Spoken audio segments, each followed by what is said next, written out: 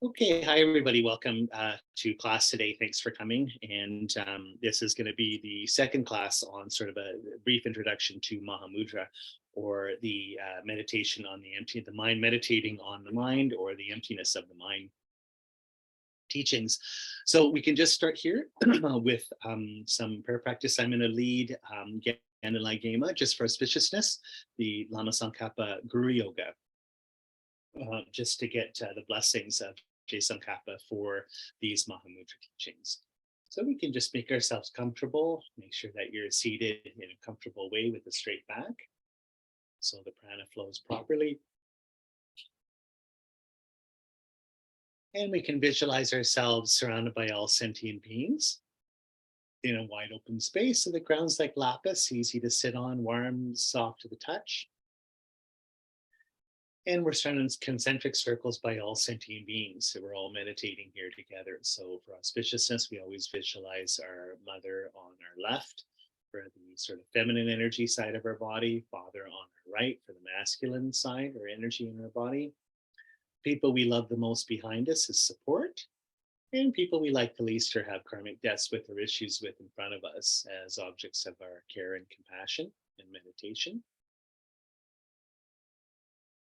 You can also just think of people that need some help here, just people that might be sick or have some certain obstacles or issues, different places in the world. We can put them in front of us here, meditating, sending them healing energy.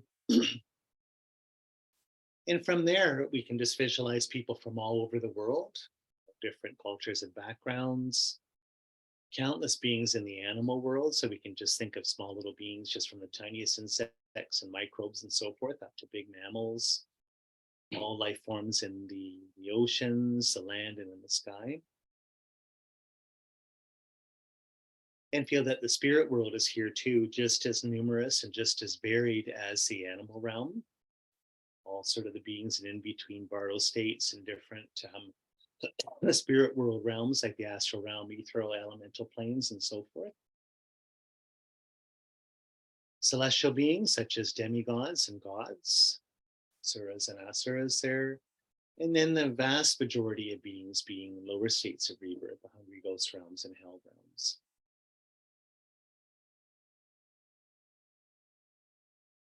And they're all here with us together. Everyone's meditating happily together. So above us, like a beautiful dome of blue sky, just on a summer day like we have now, no clouds and so forth. Let's visualize just in front of us and above us a vision of Tashita Pure Land, or Ganden Pure Land, land of bliss, thousand or countless deities or angels of bliss land, which is the land of the universal Buddhas who teach doctrine of Buddhism. We can think of our fourth universal Buddha that is taught here in the world, Buddha Shakyamuni, that we're practicing his form of Buddhism, as well as the future Buddha, fifth universal Buddha of this fortunate aeon of 1,000 Buddhas, Maitreya, Buddha of loving kindness, who will come to earth soon, who knows when, but sometime soon, to teach a new form of Buddhism centered around love. And this is also the Pure Land of the Buddha of wisdom and Jushri. So it's a Pure Land, it's beautiful lakes and mountains and forests and so forth. Everything is an expression of the Buddha's wisdom.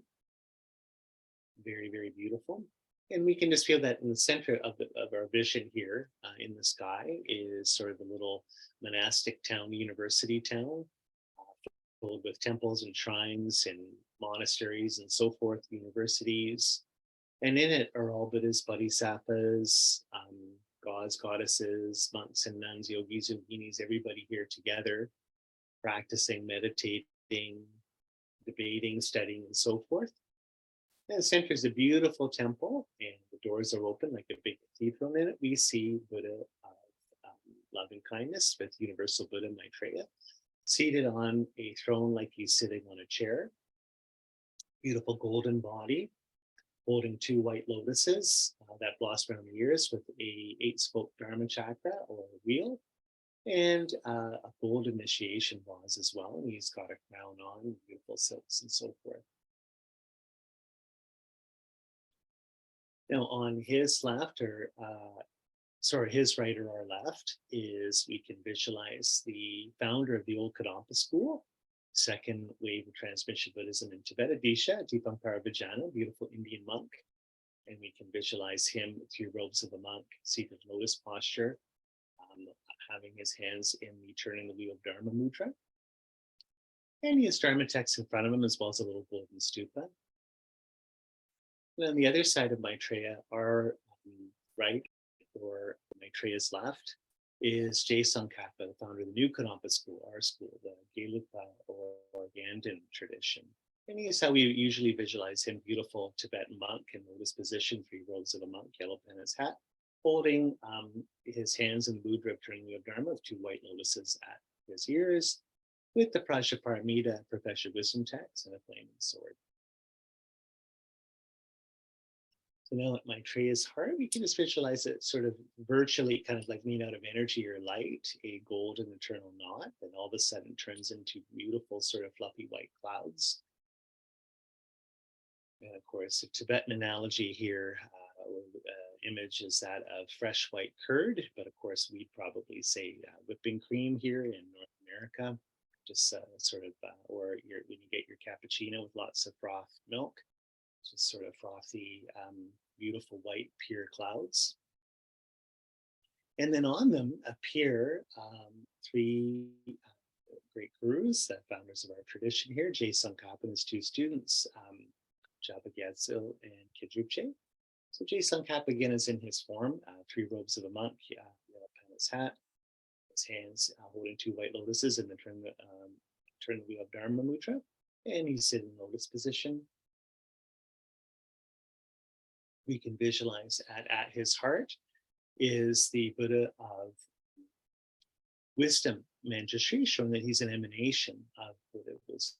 So the 3 great emanations of Manjushri in Tibet, they always say it's Sakya Pandita, one of the great forefathers of the Sakya tradition, greatest Tibetan scholars, Lachenpa Rajan in the 1300s, and he is one of the greatest teachers in the Nyingma tradition. Really, if it wasn't for him, you really wouldn't have much of a Nyingma tradition.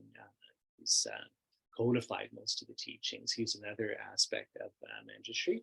And then right after him, Tsongkhapa, founder of our tradition. So we have at Tsongkhapa's heart, Manjushri, and he's got he's in lotus position, golden energy body, wearing a crown, beautiful silks, and jewelry and so forth. And he's got threatening mudra, holding a flaming sword in his right hand above his head. And left hand is in the 3 jewels mudra, holding a white lotus that blossoms on his left shoulder with the Prajnaparamita text on it. You can also visualize a little D, syllable DHI, if you'd like, at his heart. So in front of Tsongkhapa, first on our left or his right, is Japa Gyatso, and dressed as monk with the yellow pen his hat, and he's got the teaching mudra with his right hand, and left hand's holding a Dharma text. And on the other side, our right, or Tsongkhapa's left, is Kidrupche, sort of looking at you straight with sort of more wrathful eyes, with his hand in the teaching mudra as well. So refuge in bodhicitta, just in English, I take refuge in the Buddha, Dharma, and Sangha until I attain enlightenment. By the merit accumulated from practicing generosity and other perfections, may I attain enlightenment in order to benefit all sentient beings.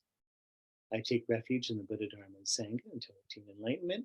By the merit accumulated from practicing generosity and other perfections, may I attain enlightenment in order to benefit all sentient beings. I take refuge in the Buddha, the Dharma, and Sangha until I attain enlightenment. By the merit accumulated from practicing generosity and the perfections, may I attain enlightenment, benefit of all sentient beings. 4 immeasurables of generating love, compassion, joy, and equanimity. May all beings have happiness and its causes. May all beings be free from suffering and its causes. May all beings constantly dwell in joy, transcending sorrow. May all beings dwell in equal love with both those close and distant. As you recite this part, so the invocation, you can just feel, like I say, like you're rolling out a yoga mat, just the clouds start to unfurl towards you, bringing Tsongkhapa and his 2 students closer. So they're just above us and in front of us here. It's also like when you get those cranes that come to wash the windows, they kind of sort of extend out to bring somewhere like the cherry picker to prune trees or whatever. It's the same kind of thing. It's almost like from Maitreya's heart, this is coming down right to us, but sort of he's putting Tsongkhapa right in front of us to give us blessings and energy. Okay, from the heart of the protector, the hundreds of the deities of the joyful land, to the peak of a cloud, which is like a cluster of fresh white curd. All-knowing Losangdrapa, king of the Dharma, please come to this place together with your two chief disciples. In the space before me, on a lion throne, lotus and moon, the venerable Guru smiled with delight. Supreme field of merit from my mind of faith, please remain for 100 aeons to spread the teachings. Your minds of wisdom realize the full extent of objects of knowledge. Your eloquent speech is the ear ornament of the fortunate.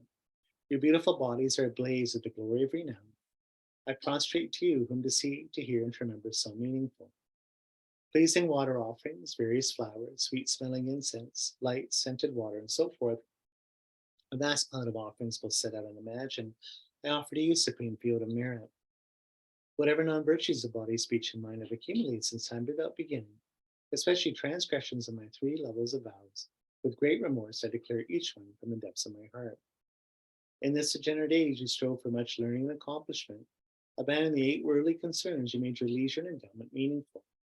Protector, from the very depths of my heart, I rejoice in the great wave of your deeds. From the billowing clouds of wisdom and compassion, in the space of your enlightened minds, O venerable and holy Gurus, please send down a rain of vast and profound Dharma, appropriate to the disciples of this world. May the Vajra body, created from the purity of clear light, free of the rising and setting of cyclic existence, but visible to the ordinary viewer only in some subtle physical form, stay on unchanging without waning until samsara ends. Through the virtues I've accumulated here, may the teachings and all living beings receive every benefit, and especially may the essence of the teachings of Lama Tsongkhapa shine forever. Holding in our heart, offering up a beautiful, purified universe of all beautiful things. Just capital B beauty here, just all beautiful things that we can imagine.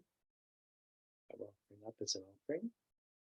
And you can visualize the sort of Vedic universe, Mount Meru and the 4 continents, and all the precious possessions of a Chakravartin ruler, if you like. It's also just more having a mind of absolute beauty and openness here.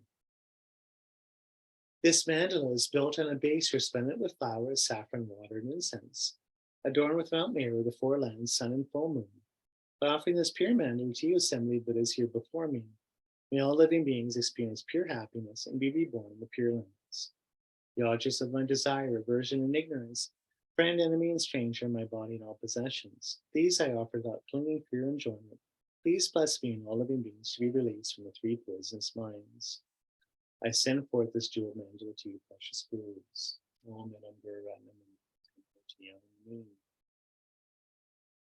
So having made that offering, we can visualize that we receive first blessings here. Tsongkhapa's mantra. So just like sunlight coming down from the heart of Tsongkhapa and from Manjushri's heart, D syllable, and from Japagasu and Kajiki. So just visualize it this way today, just being like sunlight coming down. Just like when the clouds part, you have the sun coming out. Or just if you're inside the house, lying on the couch or something, and you see the sun coming in the window, so with all sunbeams, you can see the little pieces of dust. In this case, the little in the sunbeams here from the heart of the Gurus. And you can just feel that this is warm and luminous sun. So just like with the sun on your face, makes you happy, warms you up and gives you light. Sort of just, just even changes your brain chemistry, gets around any sort of darkness or depression or sort of, as Spinoza would call, sad thoughts, kind of like more reactive thinking, why me, the world sucks, blah, blah, blah. That's getting all sort of chased away and your heart's opening. But the little sunbeams in the light, we can visualize for the different kinds of wisdoms here. Like great wisdom, clear wisdom, quick wisdom, wisdom to teach and write Dharma books and debate and so forth. So little sunbeams here, it's little D syllables, a little bit of Shakyamunis, Maitreyas, little Manjushris, flaming swords, wheels of swords spinning to cut up negativity, Dharma books. Yeah, like I said, flaming swords and so forth, the mantra, Amarapatsanadi, all these little things just sort of floating down, energizing us and all sentient beings around us. So again, I get all these sort of images from my childhood in the 1970s of kind of like Alphagetti, or used to get the little suit with the little letters in it. Anyway, I'm dating myself, of course, or even the cereal, which is of course really bad for you, you know, the sort of Lucky Charm cereal or whatever. You have all the little things in it, little marshmallows. It's the same thing, sort of all these little energies coming down into your body here, healing energy. And we can sing this 3 times here. Mig me se wei ter chen chen rei zi. Three me kien pe wang po jam. Du kun ma lu chom se sang wei da. Gan chen ke pe sun kien song ka.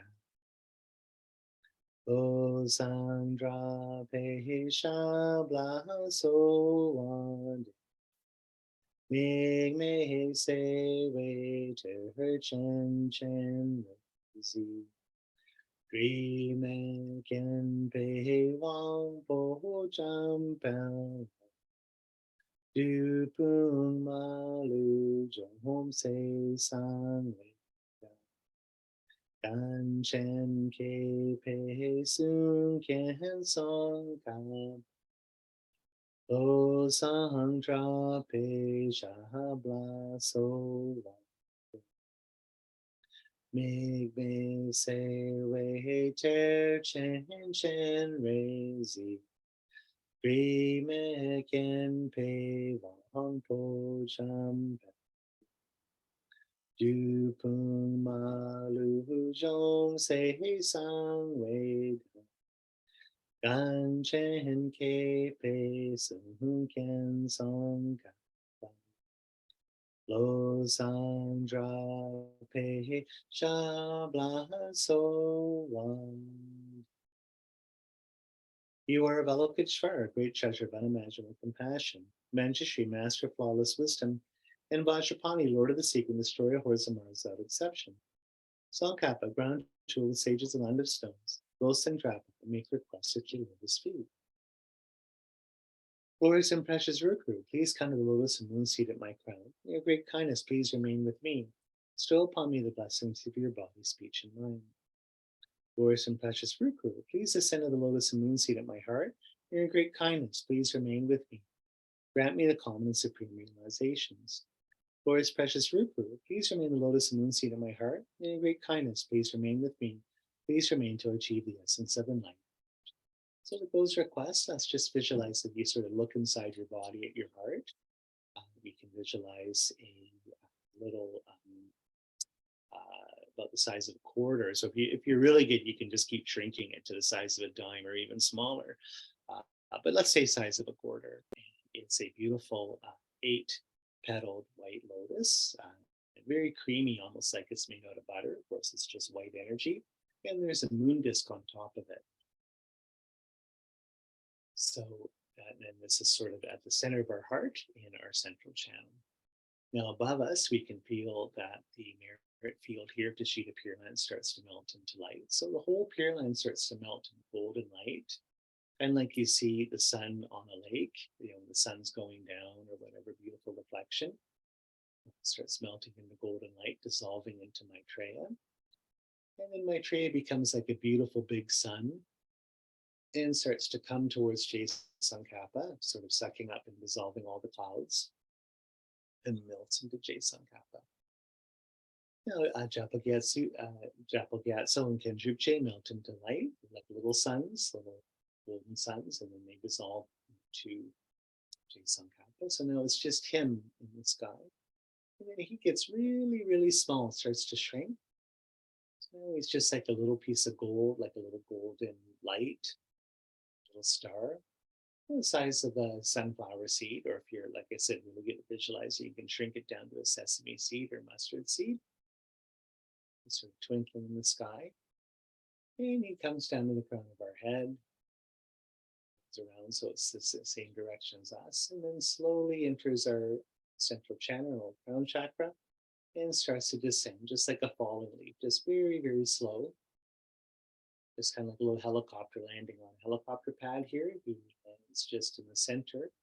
The moon just got our heart. And now you can just feel that the lotus starts to close up, just like for the evening there, holding him his heart. And just like you're tying it shut, if you're a florist and you're tying, with a beautiful thread, sort of a flower bulb shut because you want to tie something on it, to sort of mantras sort of start revolving around it. They sort of close the lotus. Top mantra in gold is Manjushri, Amarapatsanadi, turning clockwise. And then counterclockwise below it is Om Guru Vajradhara Samadhi Siddhi Hum Jai Tsongkhapa's mantra.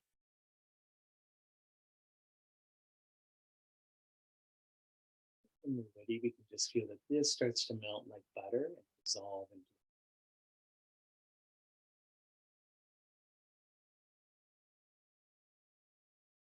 Sit with this and gradually transition just in your own time for a few minutes into Mahamudra. So we just rest the mind in the natural state here.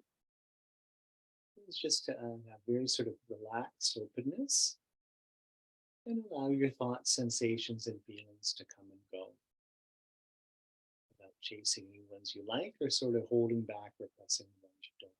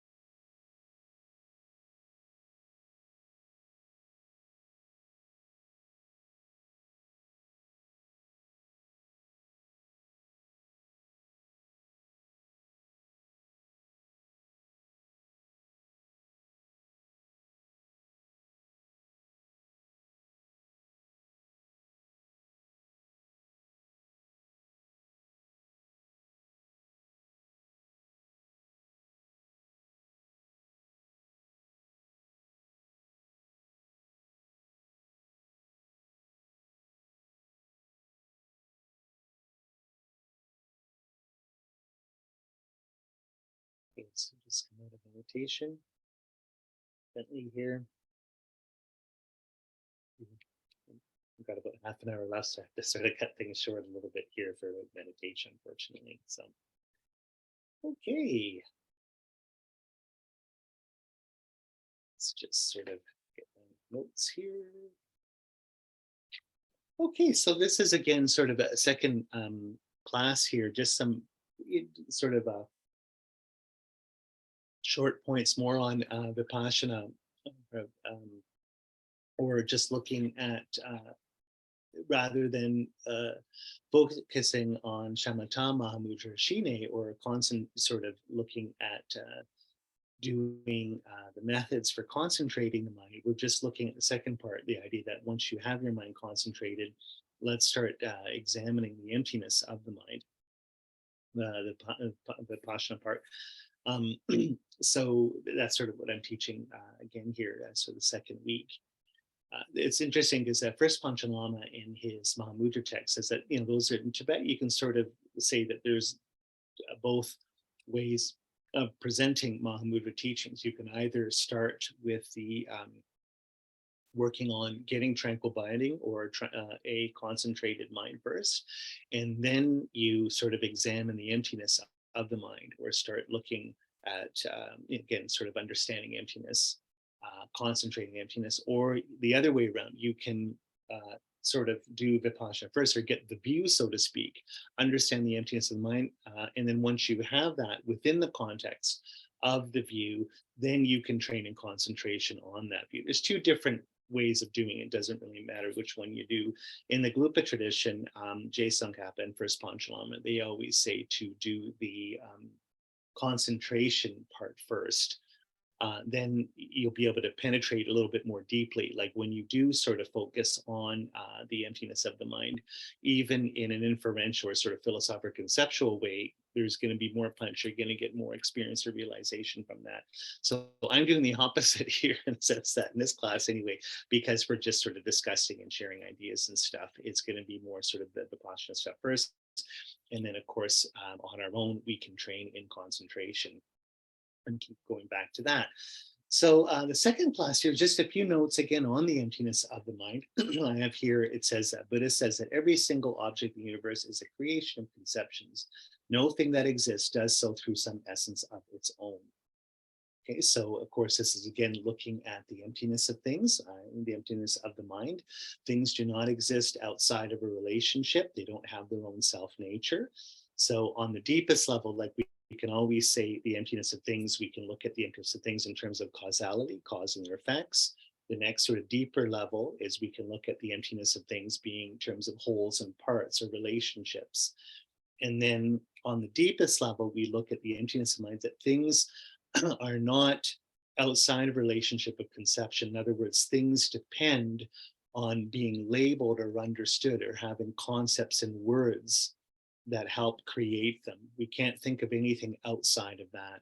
So that's where Buddhist says that everything is a creation of conception. Nothing exists in and of its own nature. Okay, so all living beings are produced by karma, and it is through this mind that karma is collected, therefore dependent on it. There's no other creative things other than the mind. So this is the idea, again, we've looked a little bit when we're studying Mahamudra. We can look at the two main sort of higher schools of emptiness, the mind only, or Yogacarya, the mantra view, and then the middle way view, or Madhyamukha view. So what Buddha says in a lot of the sutras that you get where Buddha talks about everything being the mind, this is sort of the basis of the Yogacara school. They always refer to these sutras. So the question is, if everything's created by the mind, what does that mean? And there's always sort of debates about this. But on sort of the deepest level, we can say that everything is produced by karma. That's sort of the big teaching of Buddha. And because everything is cause and effect or karma, of course, everything is empty. So just like when we studied in the karma courses that we did on the Abhidharma Kosha course and the Diamond Cutter course, the definition of karma is the movement of the mind. When we talk about karma, it's sort of the experience of the mind, the sort of causal creation that we do through our actions in a field of experience. And so how karma is produced or created or enacted is in and through the mind. So in other words, karma is dependent on the mind. We don't get cause and effect without the mind or experience. And we don't get the mind without karma. And so they go together here. So this is what we mean, that everything is dependent on the mind or depending on karma. And so this is the thing. There's no other creative things than the mind. And so this is where you, when we talk about everything being the mind or mind only, this is what we mean. So this is sort of the, it says the mind is a single principal cause that sets all life into motion, not something opposite. The mind could be the cause, this is the meaning of mind only. Not that there is outside no physical object. Okay, so what you get in mind only school a lot is sometimes you get these sort of cartoon views of the Chitta Mantra mind only school that says, oh, there's no external objects, there's no world, there's only the mind. This kind of thing. But the mind only school from the Sangha and Vasubandhu and other great Buddhist scholars is far more subtle than that. And what they always say is that what you're interacting with, even though mind has an object and mind's in the world, what you're always interacting with is your own mediation or your own conceptual sort of network, the filter basically of your own conceptions and judgments that stands between you and the world. So that's the filter that we're seeing things. That's how we're creating karmas in and through this filter. Ironically, the feedback loop is that karma creates this filter as well. There's sort of a back and forth from that. Karma, as we saw in our courses on karma, the biggest thing that karma does in terms of conditioning your mind is allows you to see things as things. Allowing you to sort of make judgments or see things in a certain way, things appear to you in a certain way. So the point is that even though you have data or sort of the base, the way the labels applied to the base, the way you see things, the way things take form or take shape, or how they're slanted towards you in terms of your judgments, that's karma and that's your mind. And so what Mind Only School says is that that's those sort of imaginary constructs is how you're accessing reality in and through them. So what Mind Only School says is that the emptiness is that that's how reality is. You don't get reality separate from that. You don't get it sort of directly. But the problem is that we always think we are getting reality directly. We always think that our judgments are true in and of themselves without any mediation. We always see that we think that how we see things is how they truly are, without any kind of, I guess, sort of judgment on our part, any kind of limitation, any kind of perspective, any kind of opinion, any kind of conception or whatever. So that's where the suffering comes from on a mind-only school idea. So we have to sort of take things deeper here and start to see that how we see things, like the mind is the cause of all, our judgments are the cause of all, our karma is the cause of all. So my notes here, it says that Maitreya Sangha says that due to our karma or mental seeds, it creates the two kind of tendencies that define samsara for us in terms of our mind. In other words, we always see things as being inherently exist. In other words, we end up seeing things a certain way. Things appear as they are to us. But the delusion there is that we end up thinking that that's the way they truly are, separate from our mind. And then the other thing is that we have an emotional judgment or an affective content or affectivity based on that. We have feelings. In other words, we have discrimination that makes things appear to be what they are. And then you have the feeling aggregate, which means that you like something or dislike it or have a neutral feeling towards it. So Maitreya Sangha says, it's just sort of more of a mind-only school thing, is that we don't see how we set this up ourselves. We don't see that our discriminating aggregate or our judgments are creating the world. We think that that's just the way things are. In other words, you know, this is always already been that. This is the way things are. They should be this way. That the way things they are for me are the way that they are for everybody else. That's just the structure of reality. And then how I feel about things, the feeling aggregate, that how whether something is good or bad to me, whether I like it or dislike it, again, that's inherently true or always already true about the object. And again, what they're saying is that no, these things are just constructs on our part. They're functions of our karma. So we've said this a couple of times in the courses that basically samsara is the diluted aggregate of discrimination and the diluted aggregate of feeling. That these are the two things we have to constantly work on seeing, that it's how reality is how it is for us. That the world is coming from me, not at me. It's not something coming separate from me. I'm actually setting it up a certain way, and hence am responsible for it. So we, of course, collect karma, or our actions are based on these misinterpretations.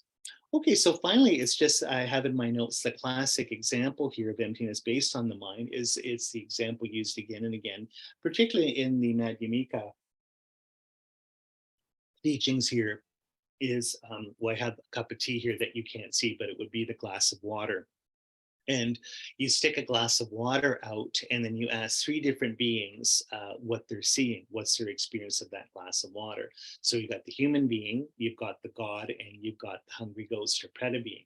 So what does a human being see? Well, they see a glass of water. What does the God see? Well, they see this sort of beautiful paradise nectar, or whatever else that produces great, great bliss, and so forth. And what does the preta see? Well, they see something disgusting, either something like pus or blood, or even the water will disappear. This is the whole sort of torment that they have, that they're thirsty and then they go to get it, so it's there one moment and then it's not the next.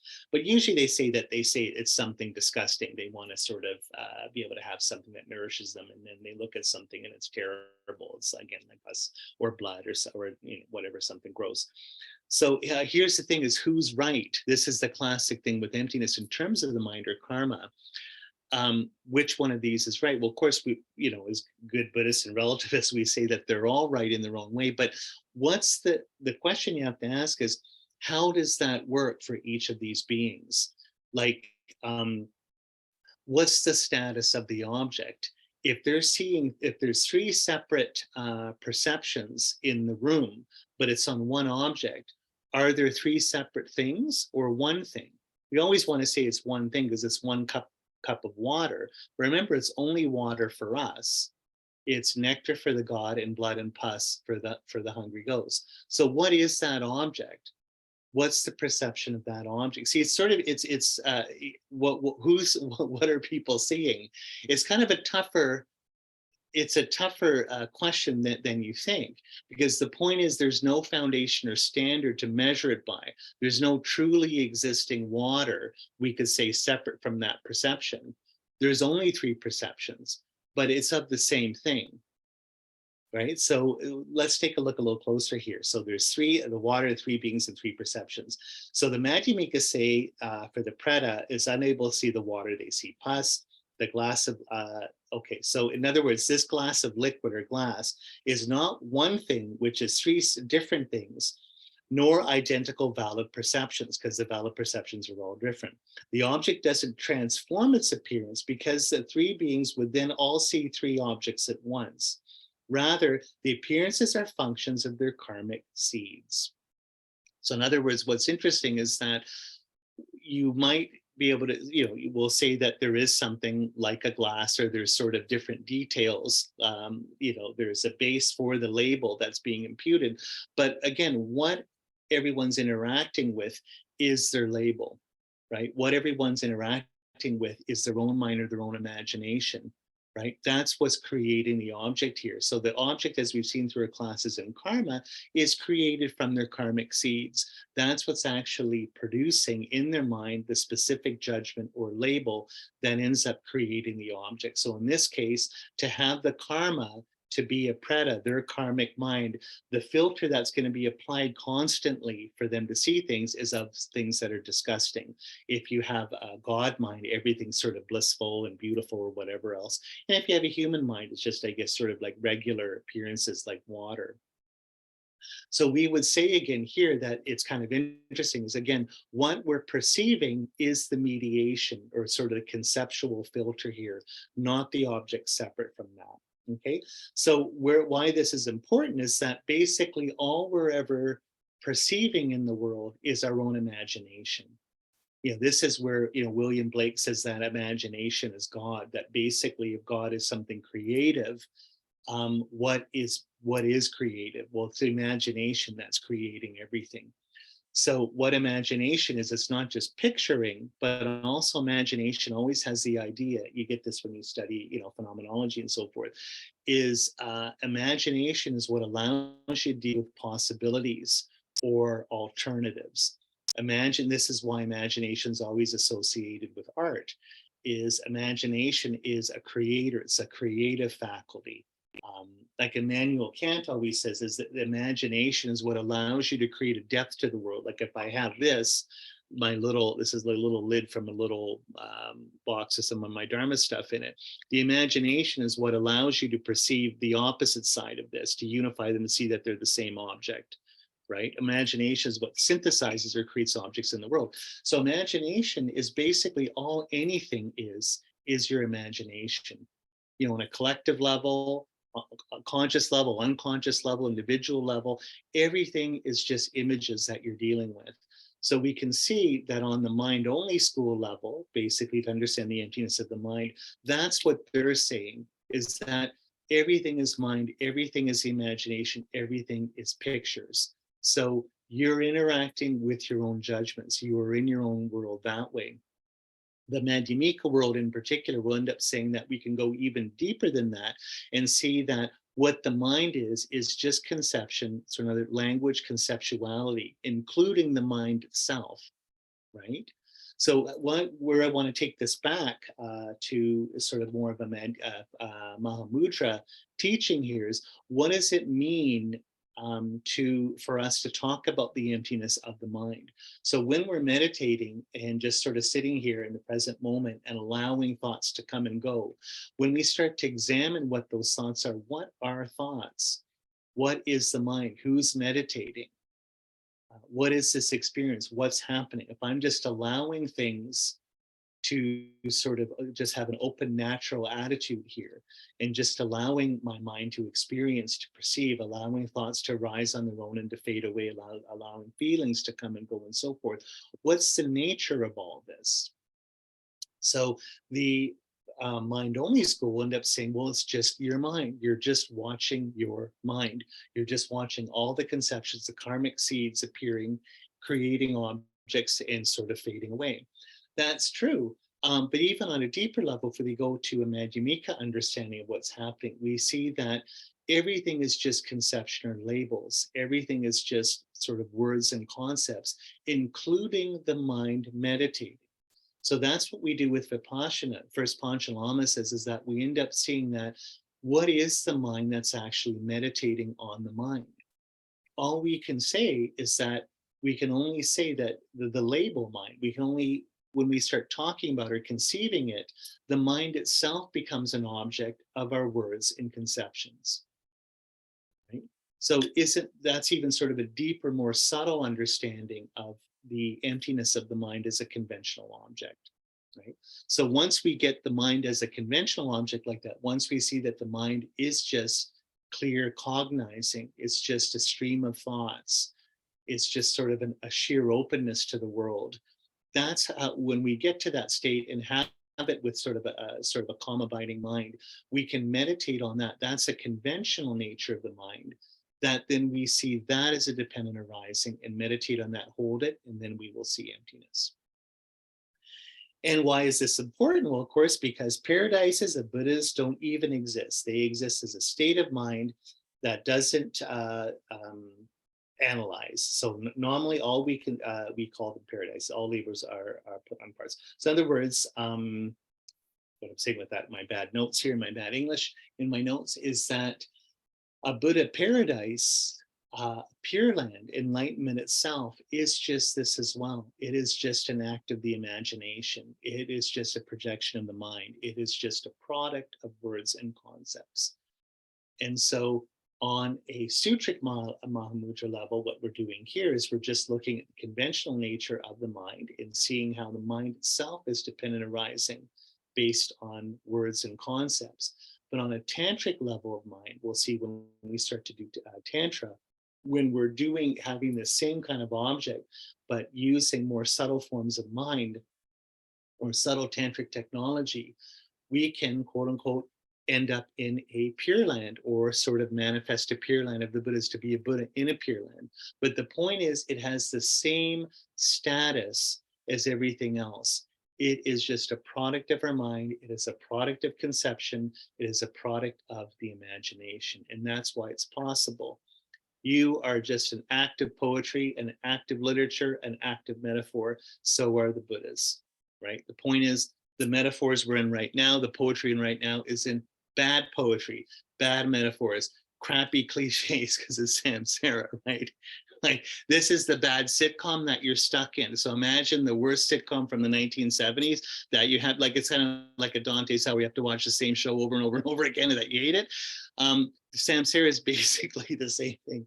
It is the eternal return of the same in a very, very bad way. And so let's use our imagination, the take home here, through our Mahamudra practice to create something different, to create something beautiful.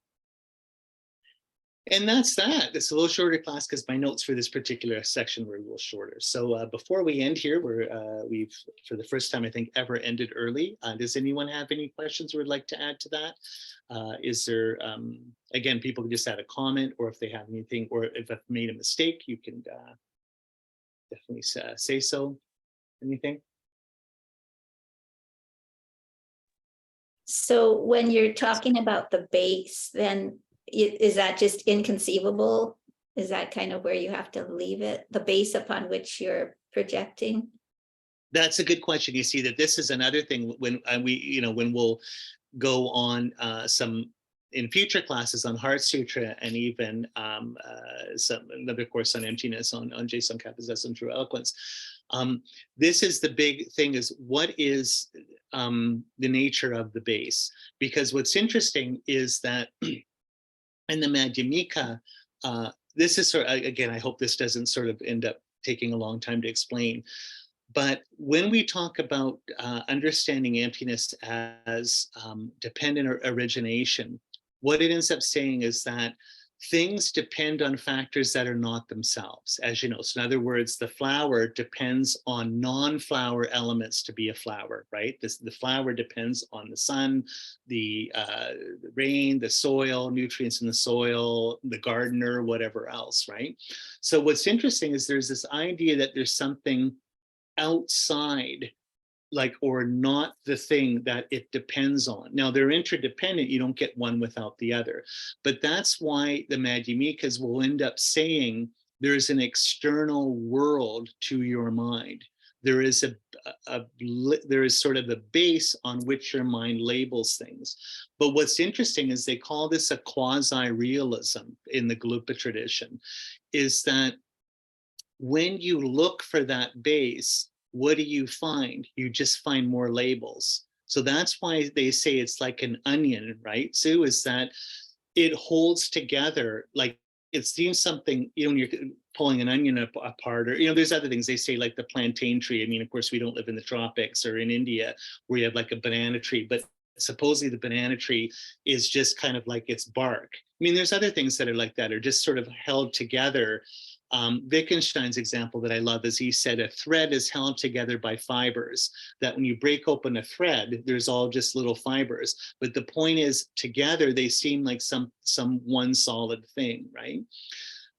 When you start looking for particulars on which a concept is based, they end up becoming concepts themselves. You see that it's basically, this is why we call it a dependent arising, like it's trying to find better words in this.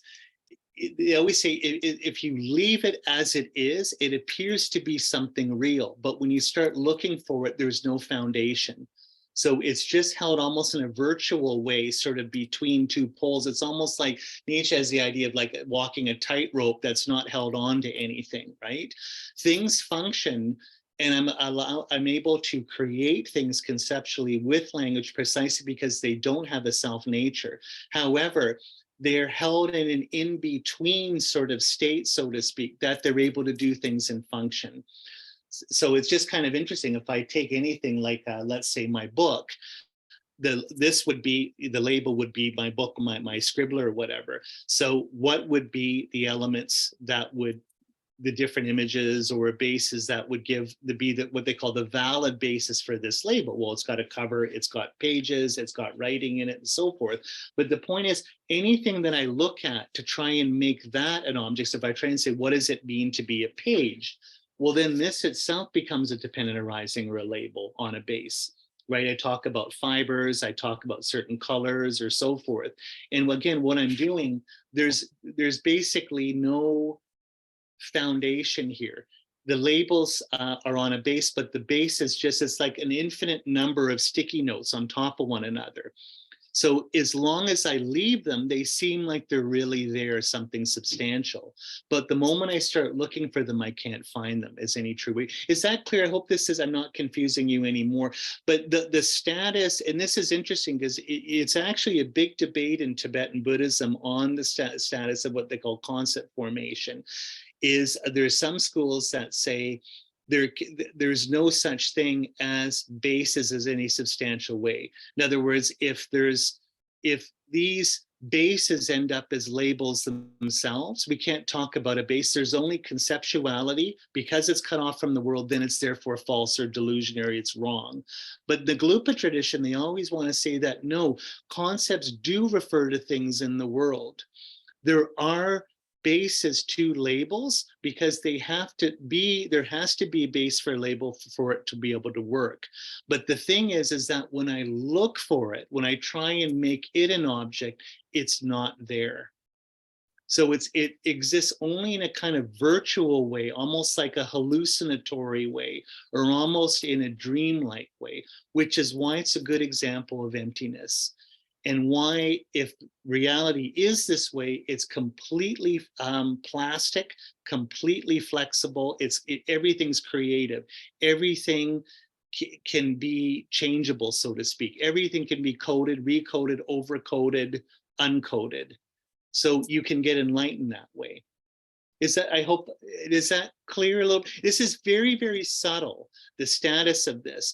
And it's the difference between the lower Madhyamika school and the higher Madhyamika school, because the lower Madhyamika school says that these bases have to exist publicly in some real way. Otherwise, nothing would work. But the moment they do that, they end up saying that these bases have to be outside of a relationship to anything else. Then they're inherently existing, then they won't work by definition. And so there can't be any true basis for labels. They themselves have to be empty. So that's the classic case, what you get in Chandrakirti. Bhava Viveka was a famous Satrantika Madhyamika guy. So they call it the autonomous school. In other words, there has to be true public objects in the world on which to talk about or put labels on. That's how we can debate in syllogistic logic. You always say, take this, or there is this, what about this that we're talking about? So in Chandrakirti's book, it's like a dialogue between him and Bhava Viveka. And so he says, Bhava Viveka says to me, let's take this to discuss. And then Chandrakirti's answer is, what? You see the joke? What are you talking about? In other words, like, is something inherently existing apart from our minds that you want to discuss or argue about? What's there to talk about? And that's why we talk about Madhyamika Prasangika is what they call middle way consequentialist school, is that the highest level of emptiness, you never posit anything. All you do is criticize other people's positions and show them as self-contradictory. Because there's nothing to posit, because the point is bases don't exist as substantial things. You only criticize everyone else, which is why certain schools say, all you guys ever do is you don't have your own philosophy. All you do is criticize everyone else. But that's the whole point, is there's nothing out there to criticize, right? Anyway, so that's why it's a deeper understanding of emptiness, right? It shows the absolute plasticity of language, that you can create anything.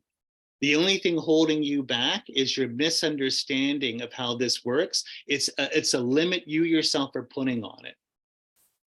So anyway, I hope I haven't, is that okay? Is that?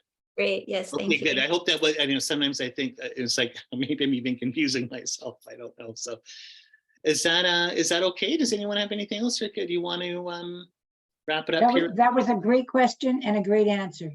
And you can keep studying like that. That's like a huge, huge part. Anyway, before I end, that was when Tsongkhapa got enlightened. It was precisely on this issue in his biographies. He was really struggling with this. And then it's in his Jinpa's book, but it's also in Robert Thurman's book, Central Philosophy of Tibet. It's a famous story. And so he, done all this retreat, and he's going deeper and deeper and deeper and meditating, Mahamudra, blah, blah, blah, blah. And then, but he's still stuck on this one issue of the status of the base of labels. Like, I just can't get this. And then the story is that he goes to bed, he makes prayers, goes to bed, and then he has this lucid dream where he's back in India, whatever, 1,000 years ago or something, and Buddha is meditating and teaching. And then in the audience, in the front row, are all these great scholars, Nagarjuna, Aryadeva, Buddha Palita, and Chanakirti, and they're arguing on this one issue.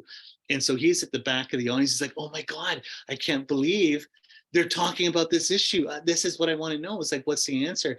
And then Buddha Palita gets up and then walks through the crowd with his book, and he hits it over Tsongkhapa's head.